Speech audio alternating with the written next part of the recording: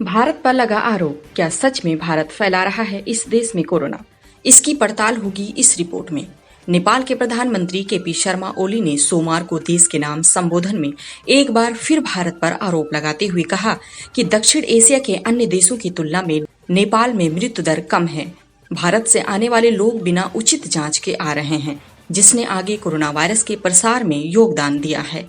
उन्होंने कहा कि सरकार कोविड-19 की जांच का दायरा बढ़ाएगी। कोरोना संक्रमण के लिए देश की कम से कम 2% जनता की जांच की जाएगी, क्योंकि देश में संक्रमण के मामले बढ़े हैं। नेपाल में सोमवार को एक दिन में कोरोना वायरस संक्रमण के सबसे ज्यादा 69 नए मामले सामने आए हैं, जिससे संक्रमितों की कुल संख्या बढ़कर 682 हो गई है। वायरस के प्रसार को रोकने के लिए नेपाल ने राष्ट्रव्यापी लॉकडाउन को 2 जून तक बढ़ा दिया है। नेपाल उन राष्ट्रों में शामिल है जहां कोरोना वायरस के मामले बेहद कम हैं और अब तक सिर्फ 4 जाने गई हैं। राष्ट्र के नाम टेलीविजन पर प्रसारित अपने संदेश में प्रधानमंत्री ओली ने कहा कि यह सरकार वायरस के प्रसार की रोकथाम के लिए अपने सर्वश्रेष्ठ प्रयास कर रही है।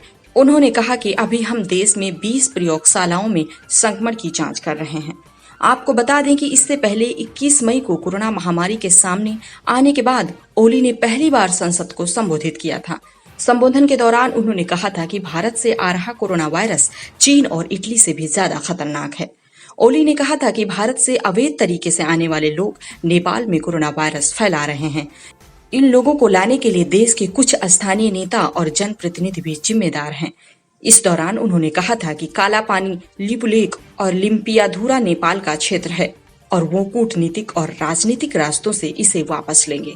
पिछले दिनों ओली सरकार ने एक नए नक्शे को भी मंजूरी दी है, जिसमें भारत के इन तीनों क्षेत्रों को नेपाल के क्षेत्र के रूप में दर्शाया गया है।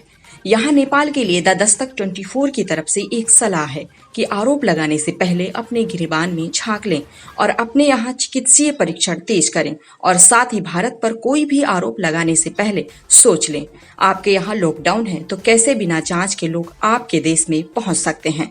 हमारे भारत में एक जनपद से दूसरे जनपद में जाने में भी असंभावना थी और कुछ जगहों पर अभी भी है।